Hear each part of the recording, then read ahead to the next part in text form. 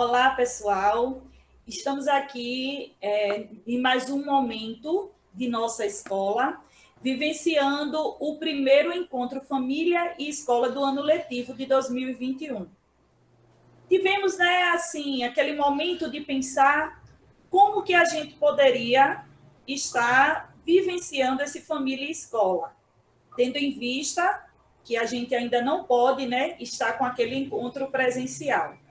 Então, a gente está lançando este material, onde a gente vai estar debatendo um pouco sobre essa realidade que a gente tem vivenciado enquanto escola e também trazendo alguns informativos, algumas situações que são importantes de estarem sendo transmitidas para a comunidade escolar. Então, estou aqui, eu, Agnes, gestora da escola, junto com o coordenador do Fundamental 2, o professor Jailton, que agora vai dar uma palavrinha para vocês. Para vocês, eu só poderia dizer que esse momento tão especial, que a escola e a família esteja unida para que nós possamos enfrentar todas as dificuldades e dizer que os professores, toda a equipe gestora do Jarbas Passarinho estão atentos, né, para que as aulas sejam ofertadas e que todos os alunos estejam com sua aprendizagem garantida. E a gente vai tocar nesse assunto também ao longo dessa nossa live, porque é extremamente importante que a família, que o pai, que a mãe, que o responsável, que a tia, que a vovó, que o irmão mais velho, que a irmã mais velha, se envolva nesse processo também, porque a aula remota requer isso, né? A participação, a palavra de incentivo para a nossa criança, para o nosso aluno, para o nosso adolescente, que é aluno da nossa escola, para que ele se engaje mesmo nesse processo, pelo menos por enquanto, que nós estamos vivendo de aula remota. Com você, Agnes. Bem, como o Jailton já pontuou, estaremos aqui nesse diálogo trazendo um pouco da discussão de como a gente bem vivenciar esse momento que a gente tem atravessado devido à pandemia da Covid-19. Então, a gente pensou numa temática que é a aprendizagem remota e a defesa da vida, família e escola unida. Então, a gente pensou nesse tema e vamos tentar esmiuçar um pouco de como a gente tem tocado na vida, lá no seio familiar do aluno, na vida do aluno, através desse ensino remoto. De que maneira esse ensino remoto modificou a estrutura das famílias? De que maneira esse ensino remoto impactou na realidade de escola? E o quanto se faz necessário, mais do que nunca, a unidade, a integração da família com a escola. Se a gente já falava em outros momentos, a gente já debatia tanto a respeito da necessidade de a família ela caminhar em parceria com a escola, então hoje, mais do que nunca, isso se faz necessário, que a família e a escola caminhem unida para que, de fato, esse ensino possa acontecer, para que o aluno ele não se perca nesse processo. Exatamente, Agnes. E trazendo essa temática, a aprendizagem remota e a defesa da vida, família e escola unidas. A gente pensou aqui, no nosso encontro família-escola, fazer esse debate, essa discussão em torno desse tema e para mostrar a importância. Primeiro, para mostrar como nós, enquanto escola, estamos tentando e nos esforçando para para suprir a carência, a necessidade de manter as aulas de forma ativa, proativa, imersiva, num formato diferente, que não é o presencial, mas sim de forma remota. Observando também todas as dificuldades relacionadas a isso. De certa forma, a nossa comunidade, como o Brasil todo, né? Isso é uma problemática de todos os estados do Brasil, de todos os municípios. O acesso à tecnologia por parte dessas famílias e, consequentemente, por parte dos alunos, não é? Internet com a velocidade adequada que possa suprir toda a necessidade desse aluno. A gente sabe que são inúmeras problemáticas, mas dentro desse cenário nós nos esforçamos muito, isso eu posso garantir para todos os pais, mães e responsáveis, que a escola vem se empenhando desde o ano passado para suprir todas essas carências. Óbvio que a gente sabe que os desafios são muitos, né, Agnes? O ideal, talvez, seria o aluno, a aluna, ter ali o equipamento adequado para fazer suas aulas. Mas na ausência do computador, muitas vezes o celular pode suprir essa necessidade. Quando não se tem nem o computador, nem o celular, aí a escola também tem como, e vem fazendo isso, imprime, né? A escola vem imprimindo as atividades e entregando ao aluno, à família, o responsável, para que esse aluno esteja realizando essas atividades e o que é mais fundamental, né? O que é mais imprescindível, mantendo o ritmo de estudo, né? Isso nós não podemos perder de vista, né? Então, nesse cenário, a gente vem respondendo, e a escola Jarbas Passarinho vem se esforçando. Não digo para você que nós estamos conseguindo 100%, mas o nosso objetivo é 100%. Tanto que nós fizemos um plano de ação, e um plano de ação ousado, dizendo que iríamos tentar 100%. 100%, né? 100%. A gente sabe que por toda a demanda é quase impossível. Mas quem disse que a gente veio aqui para fazer o possível apenas? A gente veio para fazer o impossível. Claro, se nós não conseguimos 100%, conseguirmos 99%, 98%, 80%, bom, a gente não sabe ainda um percentual concreto disso. A gente tem tido o engajamento dos nossos alunos, da nossa comunidade escolar, e você é prova disso, que os pais estão indo na escola, toda a equipe gestora vem integrada, se comunicando, desde o ano passado, se comunicando com esses alunos, fazendo grupo de WhatsApp, utilizando o Google for Education, que é o Google Sala de Aula, né? Fazendo videochamada, utilizando o Meet, todas as estratégias que nós podemos lançar mão nesse momento, nós estamos fazendo.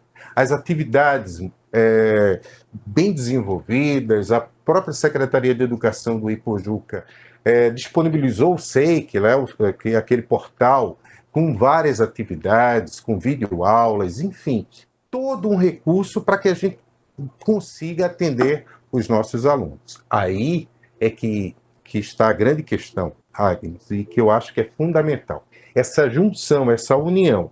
A aprendizagem remota e a defesa da vida. A gente já tocou aqui na aprendizagem remota.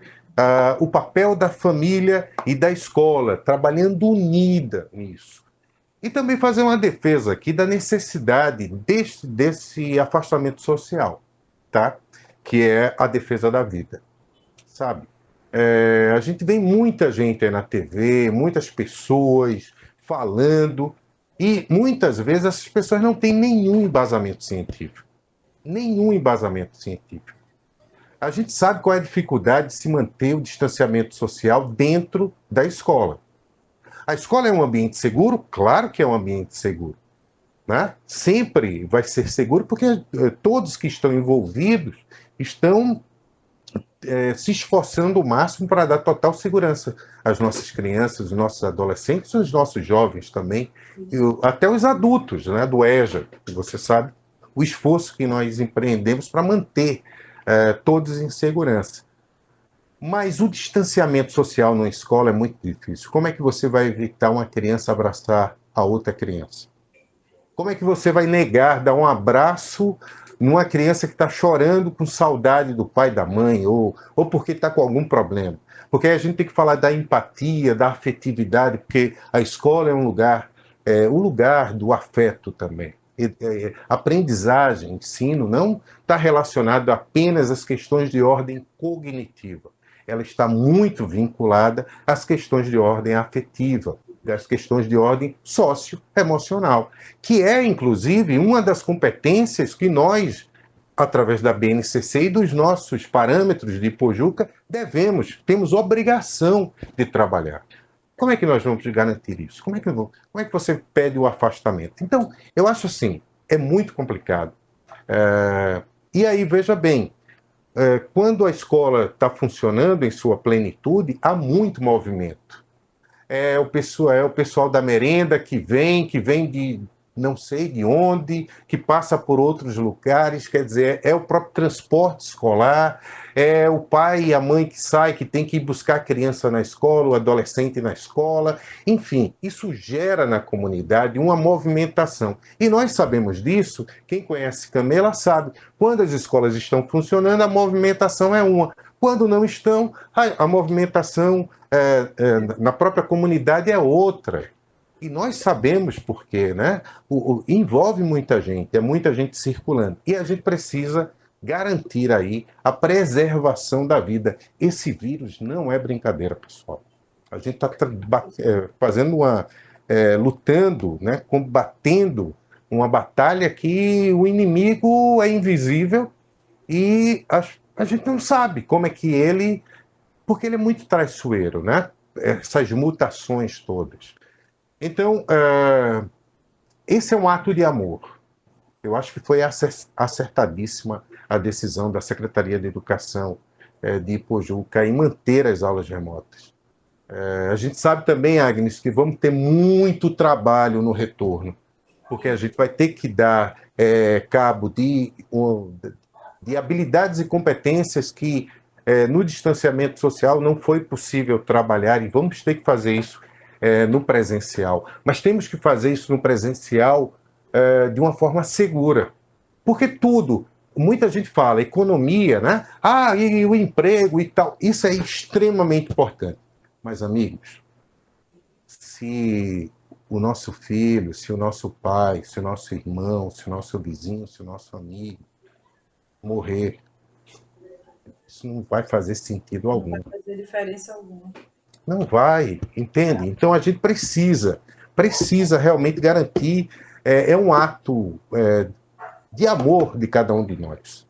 De amor para a criança, para o adolescente, para o jovem, mas de amor ao pai, à mãe, ao avô, à avó, ao vizinho, às pessoas. A gente está precisando refletir um pouco mais, Agnes, e foi por essa razão também que a gente escolheu essa temática, porque ela passa por questões, sim, de ordem, no nosso caso, mais técnica, né, da nossa profissão, escolar, educacional, acadêmica, né, cognitiva, né, mas passa também por questões de empatia, e uma das habilidades que nós temos que trabalhar, né?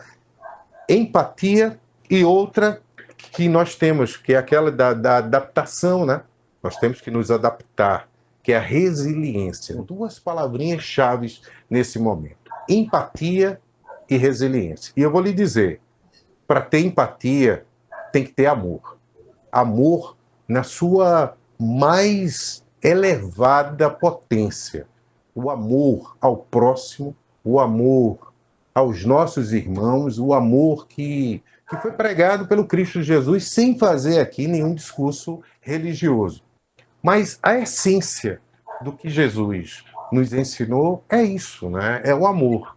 Então, da mesma forma que nós fazemos o nosso trabalho na escola, o nosso trabalho profissional com amor, né? Nesse momento nós temos que ter empatia e amor, e está imbricado esses dois termos, com a nossa comunidade, com as pessoas que são atendidas pelas nossas escolas, com os nossos funcionários. Quantos funcionários nós temos de uma certa idade, com comorbidade, ou que. E agora não está nem se discutindo mais essas questões, quem é mais vulnerável, quem é menos vulnerável. Todos são vulneráveis, né? E com essas novas cepas, todos estão entrando aí nos números de mortes. Hoje, nós batemos aí na casa dos 400 mil vidas perdidas para o coronavírus. E digo ainda mais, e que esse número, nós sabemos que ele é abaixo do real, tá? Porque tem muita subnotificação, e principalmente lá no início, que nós não conhecíamos, não sabíamos. Quantas pessoas morreram, e nós não sabíamos que era devido ao coronavírus. Mas, então, houve muita subnotificação. Facilmente, Agnes, num chute assim, eu te digo, até agora não morreu menos de 500 mil pessoas. Sabe o que é isso? 500 mil de pessoas. Toda a nossa região, pega o Cabo, Ipojuca, Serinhaém, Rio Formoso, Tamandaré, São José, Barreiros. Imaginem, em um ano, morresse todo mundo. Morresse todo mundo. E ainda pegasse um pouquinho ali de Ribeirão e Escada, tá? Porque só a população do Cabo para cá não dá 500 mil de pessoas. Então a gente percebe que é uma coisa muito séria, tá, Agnes? Mas eu vou mudar aqui a vibe também, porque ficou meio depressiva, mas não é isso que a gente quer. A gente quer dizer o seguinte: a gente tem amor é vida, né? E a gente está lutando pela vida. O amor é esperança, amor é entusiasmo, e é isso que nós queremos, e é isso que é a nossa escola, que representa a Escola Municipal Ministro Jarbas Passarinho. Fala alguma coisa aí também, senão eu vou ficar aqui falando o tempo todo. Eu fiquei prestando atenção, né, em tudo que Jailton estava falando, e desde lá do início da fala dele, tudo que foi se delineando, e pensando, né, na questão pontuando ainda a questão do ensino remoto, o quanto isso tem sido desafiador para todos, né? Você falava da questão muitas vezes, da carência de nossos alunos do acesso à tecnologia, né? E aí eu fazia uma reflexão na minha cabeça de mesmo para aqueles que têm acesso ou para o professor, o quanto permanece tudo sendo tão desafiador. A gente já vem aí, eu acho que há mais de uma década, se trabalhando dentro da educação a questão da inserção da tecnologia, o uso das tecnologias nas salas de aula. E a gente via o quanto ainda havia tanta resistência por parte de muitos colegas de introduzir o uso da tecnologia em sua didática, né, nas práticas da sala de aula. E a gente se pegou num momento onde todo mundo foi pego de surpresa, ninguém estava preparado. A escola não estava preparada, a família não estava preparada, o Estado não estava preparado para suprir essa demanda. Podemos pensar assim, até as próprias empresas que trabalham com a questão da internet não estavam preparadas para uma demanda, uma procura tão grande dos serviços. E aí a gente encontrou dificuldade até nessa questão, né? O número de usuários do serviço de internet aumentou numa velocidade tão rápida que a qualidade da internet ela caiu, né? E aí muitas vezes o professor ele estava ali dando a sua aula, a internet travava e o aluno estava em casa e não conseguia mais ouvir o professor. Então a gente encontrou desafio em vários sentidos, né? Foi desafiador para a gente de diversas formas. E, como o Jailton bem colocou, a gente tem o desafio da questão socioeconômica, né? Da questão, muitas vezes, do pai, ele ter que optar se ele vai pagar as contas do mês ou se ele vai pagar a internet para que o filho possa estudar, né? E você se chegar num momento onde você vai ter que garantir o acesso do seu filho à educação, você ter que passar por um processo seletivo de você selecionar o que é que eu pago, se eu como, se eu pago a internet, se eu vou diminuir nas compras do mês para poder adquirir um aparelho de celular, um tablet. Então, foram muitos os desafios. Mas, muitas vezes, diante desse cenário que a gente se encontra, a gente analisa tudo muito pelo lado negativo. Mas a gente também tem que procurar pontuar o lado positivo das coisas. E há questões positivas, sim. E a gente precisa pontuar e olhar para essas questões positivas, porque senão a gente adoece. Nós não somos uma máquina. O ser humano, ele aguenta até um certo momento essa carga. E se a gente não não tentar olhar para o lado bonito da vida, a gente acaba adoecendo.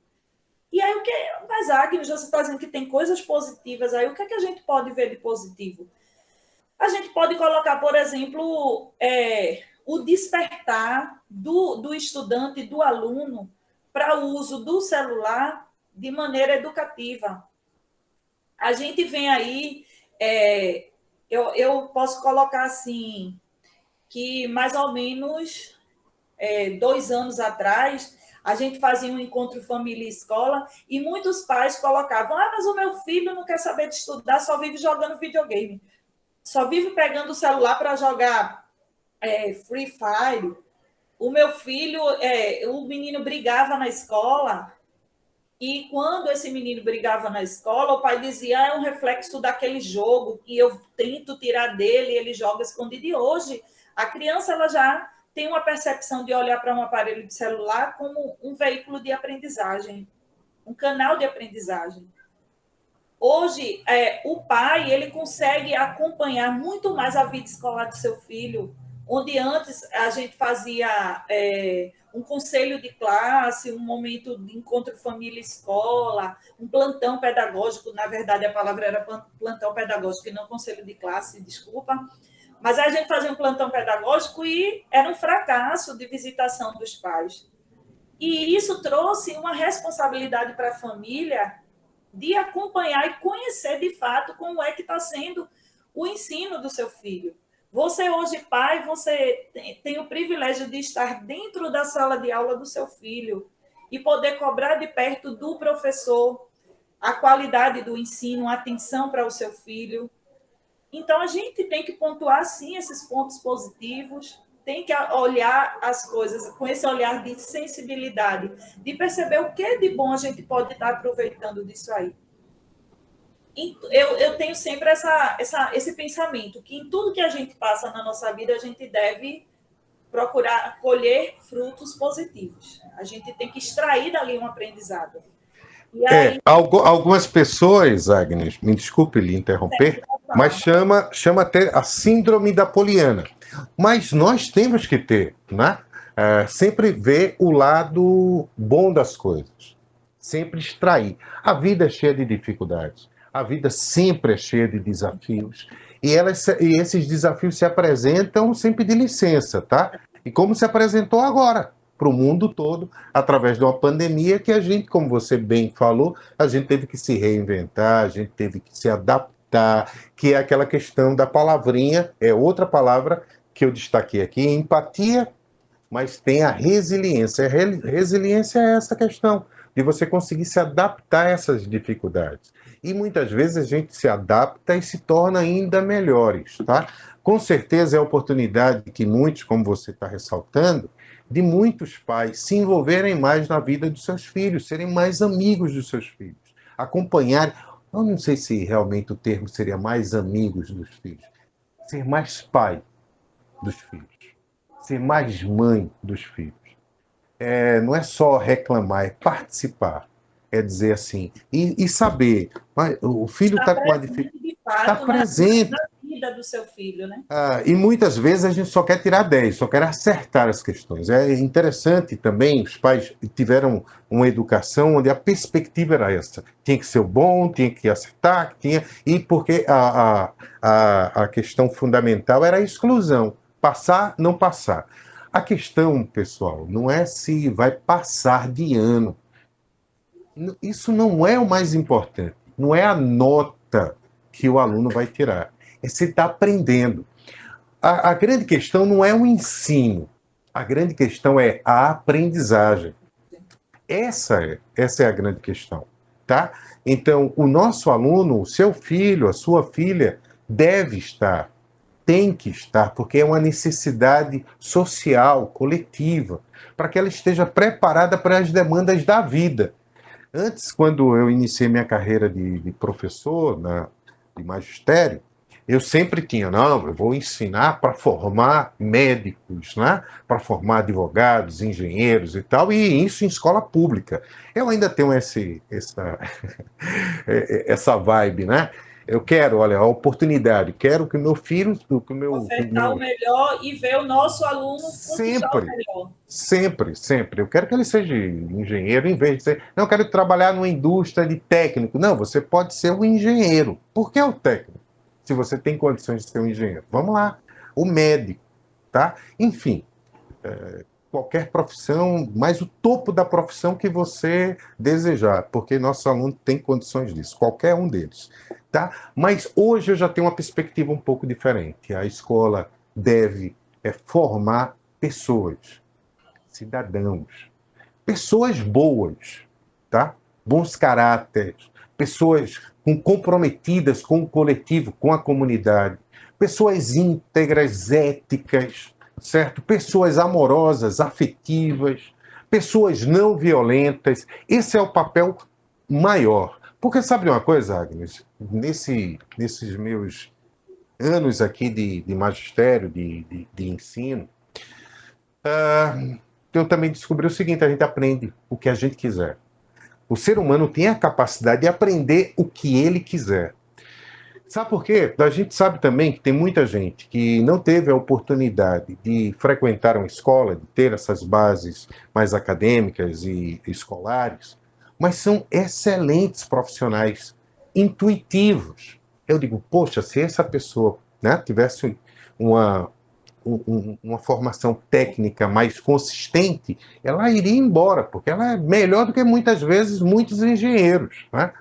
Tem determinados pedreiros que são melhores que engenheiros. Tem alguns mecânicos, é melhor que engenheiro mecânico. Tem algumas pessoas que defendem causas justas que muitas vezes são melhores que advogados. E se a gente observar, advogados muitas vezes mercenários, que vai defender quem quer que seja, só basta pagar. Inclusive ladrão. Então, muito advogado defende. Aí a gente entra numa discussão assim mais profissional, jurídica. Todos merecem ter o direito de defesa, né? Toda a sua. Mas o que eu quero dizer é que tem pessoas que defendem e são capazes de dar a sua própria vida por causas nobres, por causas sociais, em defesa de moradia para as pessoas mais pobres, enfim, por causas que são nobres, né? Que enobrecem o ser humano, com a capacidade de despreendimento das coisas materiais. E uma das coisas que essa pandemia nos ensinou também, que não vale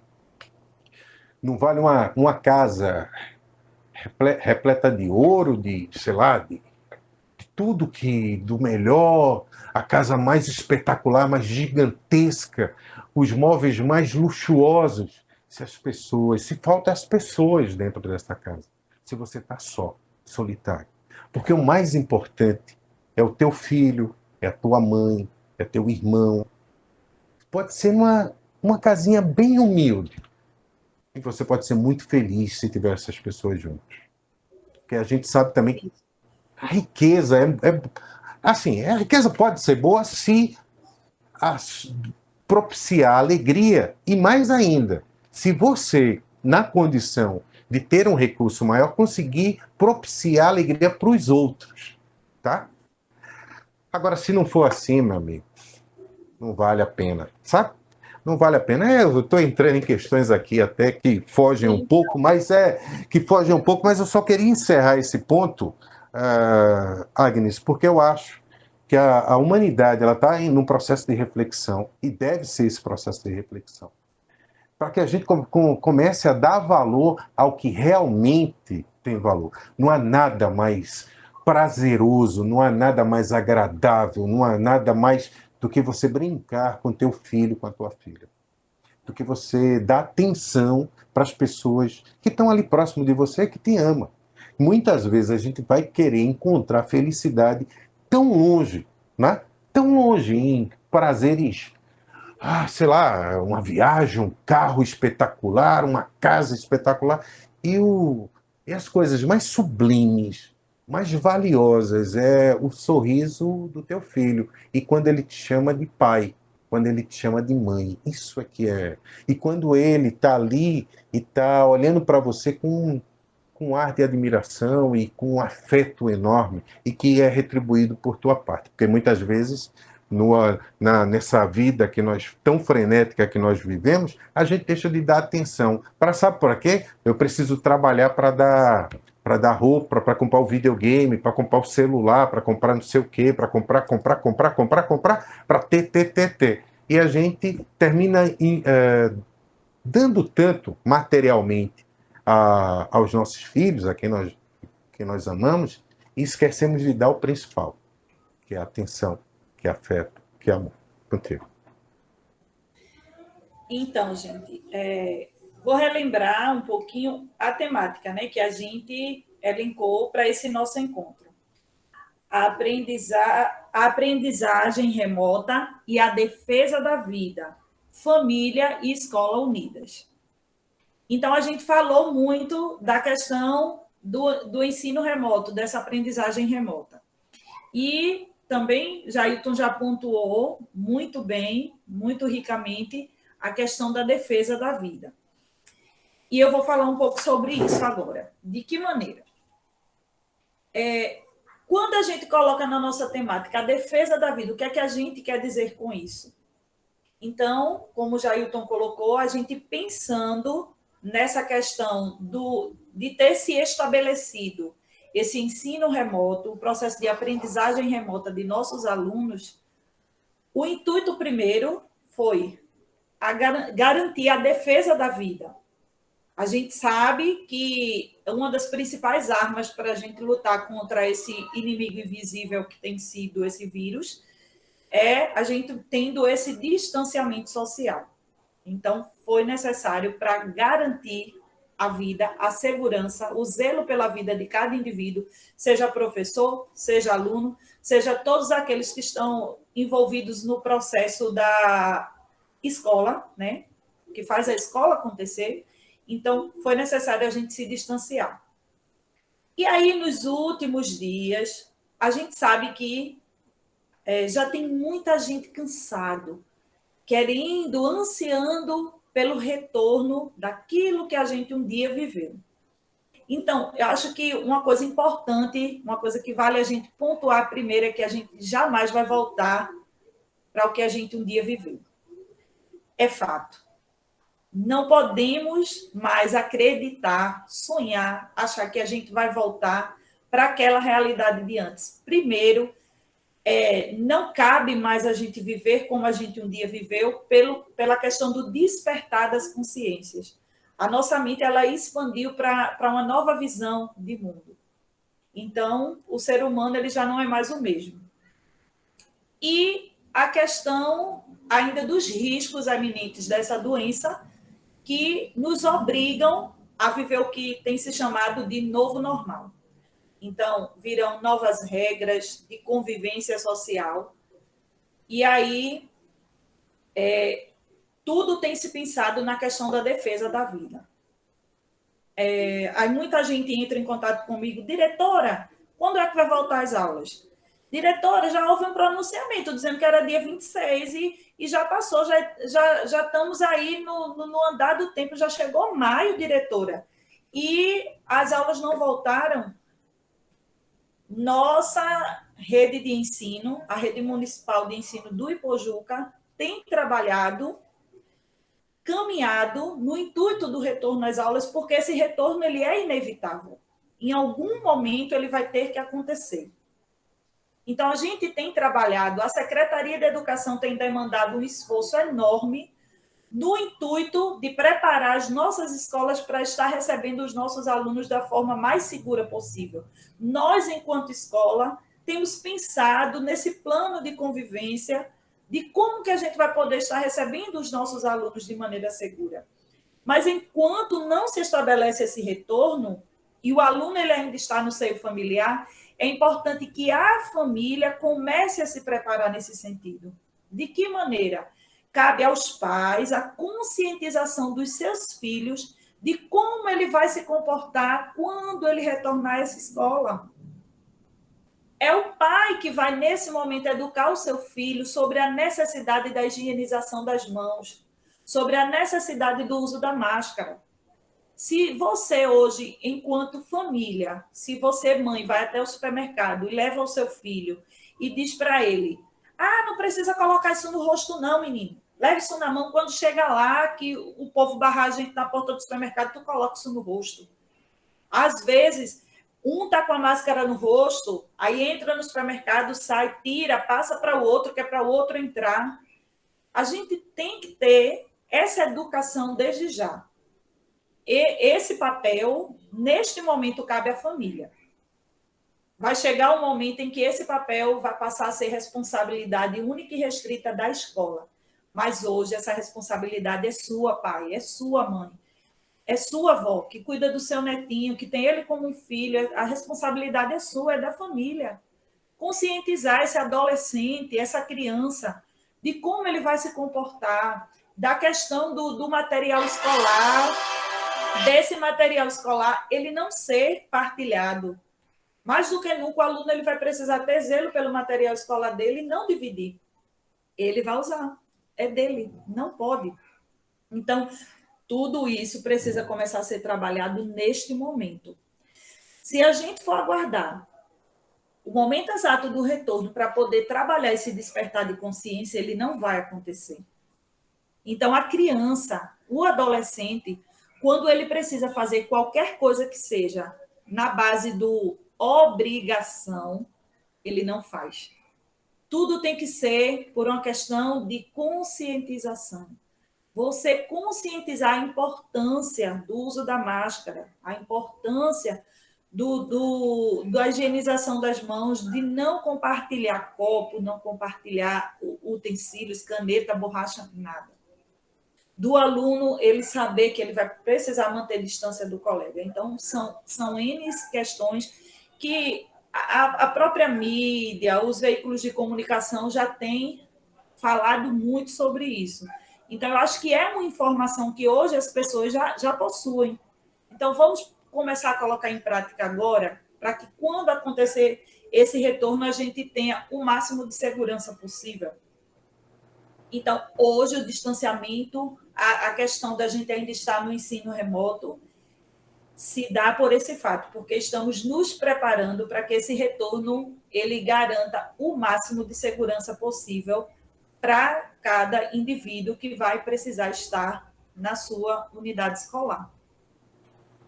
Então, outra questão que Jailton vinha falando era assim, que muita gente reclama porque acha que já tinha que ter voltado. E eu sei que você que está aí nos acompanhando pode, de certa forma, nos ouvir, e eu vou ser até, talvez eu seja radical no meu modo de falar, mas eu acredito que muita gente que nos escuta diz assim, é muito fácil para você que está aí de barriga cheia, está me dando conselho, está dando conselho a mim que estou aqui com o estômago vazio. A gente entende, e é até assim, algo delicado de se falar, mas a gente tem consciência do quanto tem sido difícil esse momento, o quanto a gente tem pessoas passando por dificuldade, e o quanto a escola ampara esse aluno quando ele pode vir até a escola, ele pode receber a sua merenda, ele tem aquele momento na escola onde ele pode fazer uma refeição. A gente entende tudo isso, a gente pensa, a gente dialoga enquanto escola, nós temos reunião, conversamos com os nossos professores, a gente também busca conscientizar os nossos professores no sentido de ele perceber o porquê que aquele aluno não manda o vídeo quando ele pede, porque um colega mandou vídeo e às vezes a casa do colega tinha isso, tinha aquilo, e aquele que não tem vergonha de gravar um vídeo na sua casa e expor a sua realidade. Então, o professor, ele tem esse olhar humano, esse olhar sensível, ele tem empatia pela realidade do aluno e busca, sempre que no possível, estar dialogando com os pais, fora ali do grupo, conversando no privado. A gente convida esse pai para vir até a escola para a gente poder conversar sobre esse tipo de realidade. E a gente se sensibiliza de fato com isso e a gente entende que tem sido uma dificuldade que as famílias têm enfrentado. Mas um retorno apressado, um retorno sem planejamento, ele vai implicar em questões que podem ceifar as vidas. E aí, como o Jailton bem colocou, se a gente retorna ao comércio 100%, se a gente reabre tudo, se a gente busca essa alternativa apressada de achar que estabelecer as coisas como um dia eram, para que tudo, até a questão econômica, ela possa se organizar, mas quando uma vida ela é levada por esse vírus, não há nada que possa substituí-la. Exatamente. Não há nada que possa trazer essa vida de volta. Então, existem dificuldades, como eu já tenho colocado, em vários aspectos. Tem sido difícil, a gente se sensibiliza, a gente sente a dor do outro, mas é preciso, neste momento, que a gente haja com cautela, para que mais na frente a gente não precise, para que a gente não precise suspender e dar um passo para trás. Para que quando a gente der esse passo para frente, seja um passo de fato acertado. Não precise ser um passo inseguro e que nos leve mais uma vez a recuar.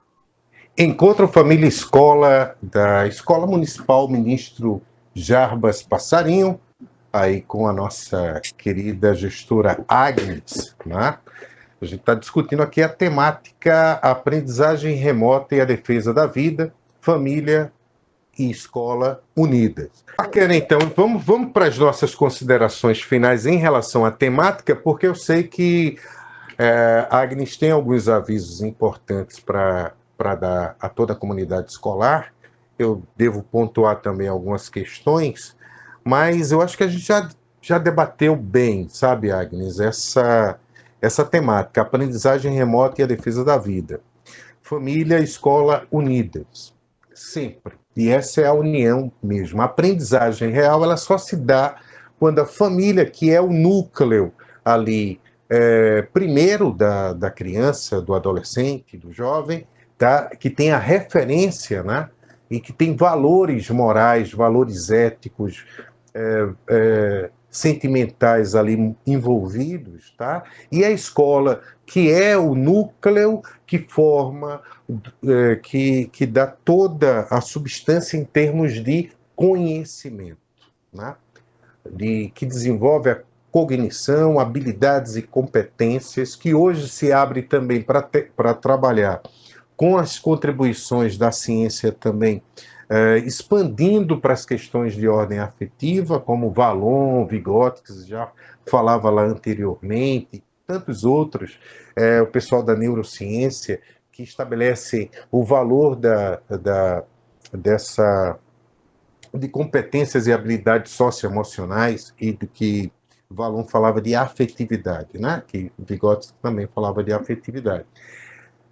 Porque somos seres tão complexos que nós não aprendemos e não agimos em sociedade apenas com a cognição, com o conhecimento, mas vivemos e interagimos com os outros também através das nossas relações sociais, das emoções. Então, saber ouvir, saber falar, ter essa empatia, ter essa percepção, isso é extremamente importante e faz parte também do conhecimento, do desenvolvimento integral do ser humano. E é isso que a gente tenta, do ponto de vista É o trabalho que o professor, a professora faz dentro de sala de aula, tá? O conhecimento é extremamente importante, o conhecimento do conteúdo, enfim, de ciências, de português, de matemática, isso é extremamente válido, e saber usar isso de uma forma a contribuir com a coletividade, saber interagir com as pessoas, né? Ter um senso de responsabilidade, saber desenvolver a sua criatividade e pensar que essa criatividade pode favorecer e vai favorecer e deve favorecer o outro também, tá? Porque nós não vivemos sós, né? Todo conhecimento que nós possamos adquirir, né, individual, ele não serve de mais nada. Vamos fazer aqui só uma figura de ilustração. Imagine uma pessoa extremamente repleta de conhecimento, mas essa pessoa repleta de conhecimento vive numa ilha sozinho. Esse conhecimento todo para ele serve de quê? Se ele não consegue, não pode compartilhar. Então, o compartilhamento, ele é fundamental. A colaboração, o trabalho colaborativo, e se nós observarmos em qualquer profissão, em qualquer atividade que nós falamos, imagina um jogador de futebol que joga sozinho. É impossível, né? Um jogador. Tá? Então, tem várias atividades. Imagina um juiz que vai dirigir todo aquele processo jurídico sozinho. Ele precisa lá do advogado, do promotor, tem que ter um réu, né? Tem que ter um crime, porque sozinho ele não vai fazer nada. Um professor que vai chegar na sua sala de aula para dar aula para quem? Ele precisa do aluno, né? Ele precisa ter essa... Então, a questão colaborativa do outro é extremamente importante para todos nós. E por essa razão a família tem uma importância fundamental no processo educacional, no processo de aprendizagem do aluno. Muitas vezes, mãe e pai, mas eu não, sei lá, esse conhecimento aí eu não tenho, não. Eu não sei, mas não precisa, é só senta do lado dele, faz uma parte, diz que ele vai conseguir, uma palavra de incentivo, né? Tenta criar uma rotina de estudo para ele, isso ajuda muito. Dá um abraço nele. Quando ele estiver estressado lá, porque acontece isso comigo, com Agnes, com todos nós, esse processo de aprendizagem é um processo rico, intenso. Muitas vezes a criança fica meio, né? O adolescente, não estou entendendo. Acontece. Calma. Aí o pai vem, a mãe vem, calma, vamos lá, o que é que foi? Aí leia novamente o texto. O que é que a pergunta está pedindo? Esse cálculo de matemática, está faltando alguma coisa? O que foi que o professor disse? Mesmo que você nem saiba do conteúdo, mas essas perguntinhas mágicas, elas entram na cabeça e faz com que ele se tranquilize, sinta-se com mais confiante, volta lá e resolve, talvez, e aprende realmente, né? E tem uma aprendizagem, o que nós chamamos de aprendizagem efetiva, e com a participação enorme aí do pai e da mãe, pode ser do irmão, pode ser da avó, pode ser do tio, a pessoa que está ali próxima da criança, tá? Então é nesse sentido que nesse momento agora a gente pede ajuda. Esse é um apelo que os professores da nossa escola, as professoras da nossa escola estão fazendo para que a mãe, o pai, o irmão mais velho, enfim, um tio, uma tia, um responsável, esteja mais próximo. Se não sabe, assim, interagir naquele assunto específico, mas incentiva, dá a palavra de incentivo, orienta. Você já leu? Mas eu não sei dar essa resposta, não sabe? Vamos fazer o seguinte, volta no texto, lê novamente, vai lá na pergunta. O que foi que o professor falou, o que a professora pediu? Volta lá. Aí refaz a leitura. É isso aqui. Deu. Era o que a criança precisava, o que o adolescente precisava para dar aquele, né? Agora eu entendi, pronto. Essa pontezinha neural que precisava, essa sinapse, para falar de um ponto de vista mais acadêmico, né? Que precisava para... Mas é isso, essa sacada, pai, mãe, né?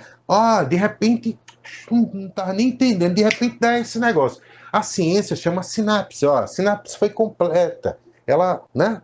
Os neurônios fizeram as conexões. Bom, não precisa você saber disso, então, mas precisa saber essa sacada. Esse incentivo é fundamental. Muitas vezes, na relação. Muitas vezes, Agnes, também acontece, você sabe muito bem disso, que uma conversa entre um irmão com o outro, eles aprendem muito. É assim? É desse jeito? Então, incentivar essa colaboração, esse trabalho de apoio um com o outro, a gente não é fila isso, não. Tá? Isso não é filar, não. Como é que eu não estou entendendo isso daqui? Você pode me dar uma explicação? É assim, a forma até que o outro adolescente, que a outra criança fala com ele, atinge muitas vezes mais. Não é que o trabalho do professor não foi importante, é porque muitas vezes essa conexão está faltando só uma pontezinha para ser fechada a conexão, e muitas vezes é o irmão mais velho que diz algo do jeito, menino, presta atenção, não sei o que, daquele jeito amoroso tal, e afetivo da relação entre os dois, que estabelece ali essa pontezinha que faltava, essa ligação que faltava, e a partir dali ele aprende. Para finalizar minha fala aqui, eu só quero ressaltar mais uma vez, esse é um pedido dos professores para uma participação mais efetiva dos pais, das mães e dos responsáveis. Pode ser qualquer um sentado, o irmão mais velho, a irmã mais velha, senta lá, dá aquele incentivo. Não precisa, muitas vezes, nem saber, mas eu não sei nada de matemática. Não precisa saber de matemática. Quem precisa saber de matemática que está estudando é ele. Você precisa só orientá-lo, dar aquele incentivo, né? Passa a mão na cabeça, você consegue. Essas coisas assim que fortalecem o aluno nesse momento. É isso que nós precisamos, desse apoio. De você, pai, você, mãe, você responsável. Tá? É isso. Então, agora a gente vai para o momento dos informes, né? Comunicados importantes da escola, e eu quero acreditar que todos os pais nos acompanharam até esse momento, né? Eu quero acreditar que todos esses comunicados, de fato, vão chegar na família e que você, pai, você, mãe, está aí atento até esse momento, porque tudo que a gente falou aqui é muito importante para levar você, família, a refletir um pouco sobre como você tem exercido esse papel de acompanhar a vida escolar do seu filho. Então, nos informativos, eu já vou iniciar falando um pouco sobre essa questão que Jailton colocava agora, que, de fato, é um pedido de nossos professores, que em casa seja estabelecida uma rotina escolar para esse estudante, né? Que não se dê assim de maneira aleatória, que ele saiba da obrigação dele. A gente sabe, por exemplo, que tem pai que ele trabalha a semana inteira e o filho não vai ter acesso às aulas através do celular, e só no sábado ou no domingo esse pai vai disponibilizar esse aparelho para o aluno ele poder estar acompanhando as aulas. Mas então, cria essa rotina com o seu filho de ele saber que durante a semana ele pode fazer um estudo livre, pegando o caderno dele, dando uma revisada, um livro, lendo um livro em casa, se seu filho já domina a leitura, e ele saber que naquele sábado, naquele horário do fim de tarde ou no domingo pela manhã, ele vai ter a obrigação de pelo menos passar 40 minutos sentado, atualizando as suas atividades escolares, atualizando o seu acompanhamento nas videoaulas que esse professor tem disponibilizado. E é importante que o pai, a mãe, o responsável pelo aluno, ele tenha diálogo com esse professor. No caso dos professores do Fundamental 1, é de extrema importância que o responsável ele entre em contato com esse professor. Se essa é a sua realidade de o seu filho só poder acompanhar no final de semana essas aulas, faz esse acordo com o professor, cria estratégia com o professor do seu filho para que não se perca esse processo.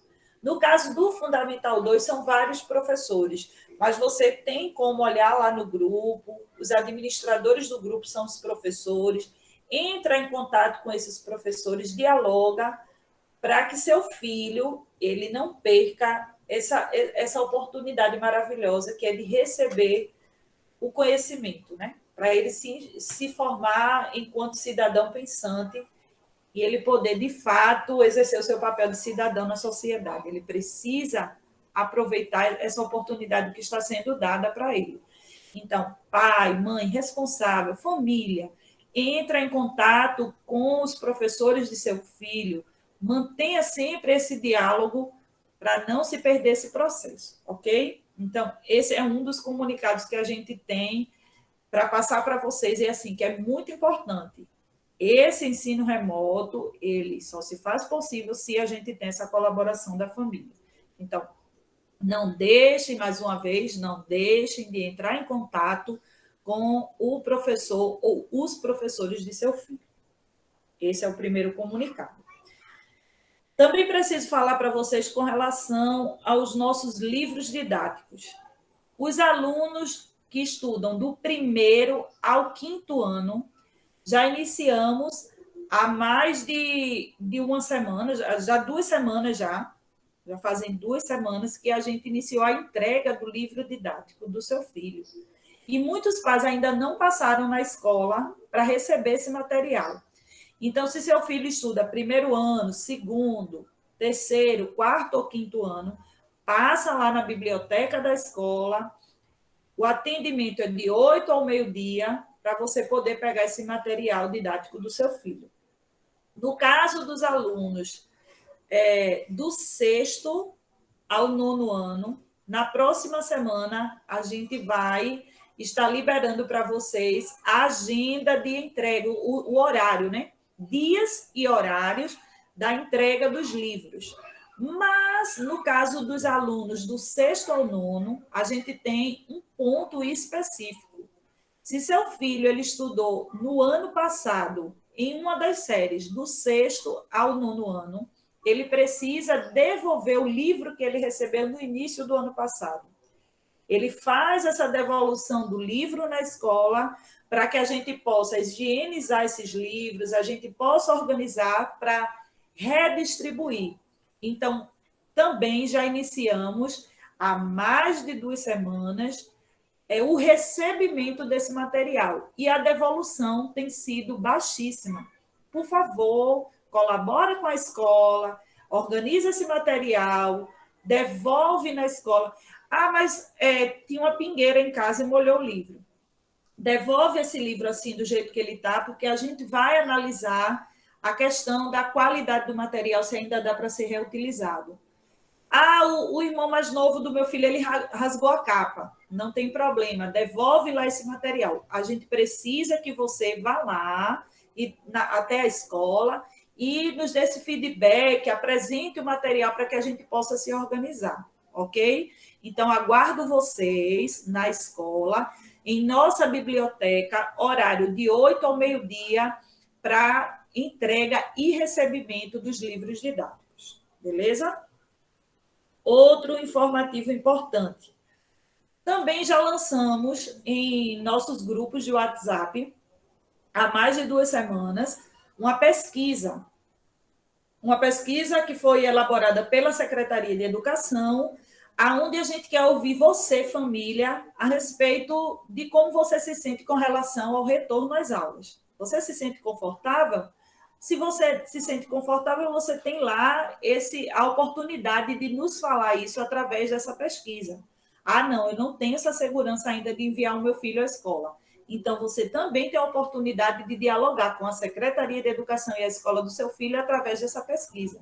Não deixa de responder, é um direito seu de cidadão poder opinar nessa situação. E é através dessa pesquisa que você tem essa oportunidade. Então, eu sei que muitos pais receberam lá o link, mas ainda não responderam. Então, não deixa de responder essa pesquisa, porque é importante. Você pode perder a oportunidade de decidir o destino do seu filho. Outra questão importante, os alunos de 8º e 9º ano, nós trabalhamos, além do uso do WhatsApp, nós também trabalhamos com o Google Sala de Aula. E o nosso coordenador, Jaime, ele já vem pedindo insistentemente nos grupos que os alunos enviem o seu e-mail para ele. Ele tem conversado com alguns alunos e aí o nosso retorno não tem sido satisfatório. Alunos de 8º e 9º ano, você, família, responsáveis por esses alunos, incentive o seu filho a estudar. E essa é uma das ferramentas que a gente tem utilizado. Entrar em contato com o nosso coordenador Jaime, o telefone dele está disponível em todos os grupos dos alunos que estudam do 6º ao 9º ano, ok? A escola está isso, né? Tem mais? Tem. A Tem escola mais aviso? Mais um, tá? está funcionando de segunda a sexta-feira, de 8 ao meio-dia.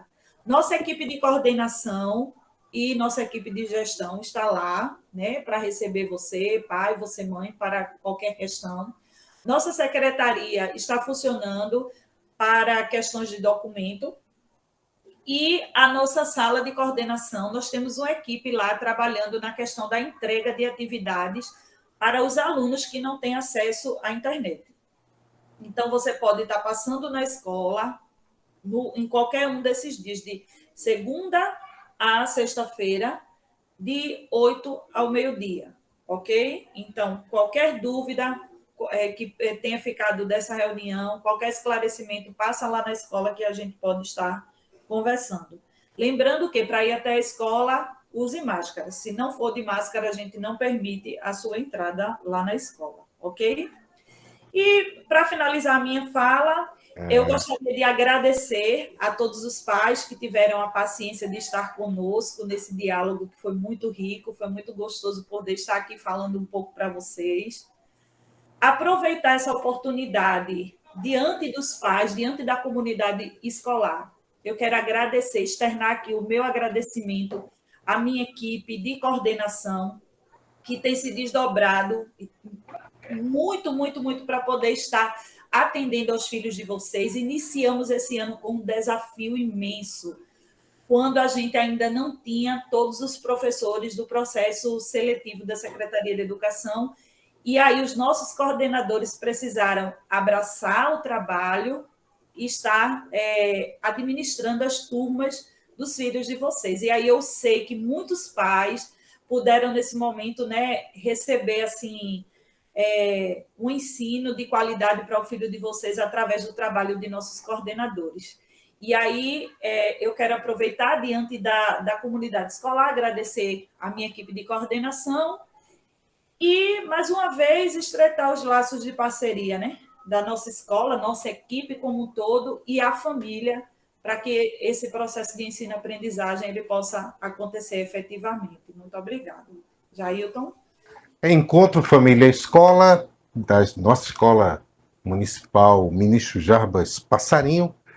E, mais uma vez, foi maravilhoso ter esse diálogo direto e aberto. Esse é o formato, um formato diferente, que nós não tínhamos utilizado antes para o Encontro Família, mas foi uma forma que nós encontramos de realizar de forma segura, né, e dar todos esses informes e ter essa interação com vocês, pais, mães e responsáveis pelos nossos alunos da escola Jarbas Passarinho. A gente agradece também todos os professores, como a Agnes falou, que estão, assim, aguerridos no sentido de dar e ofertar as aulas para todos os nossos alunos, e pedir apoio também a você, pai, mãe, se tiver também algum vizinho tal que não está participando por alguma razão, está com algum problema, dá essa palavra de incentivo, pede para passar lá na escola, de entrar em contato conosco, tem os nossos números, nossos contatos, porque é muito importante que todos, nesse momento, estejam envolvidos no ensino remoto, tendo uma participação mais efetiva na sua educação, na sua aprendizagem. Agradecer a Dani também, que é nosso suporte técnico, sempre, né? Sempre. E até a próxima. Com certeza a gente vai inventar alguma coisa para se ver por aqui, tá bom?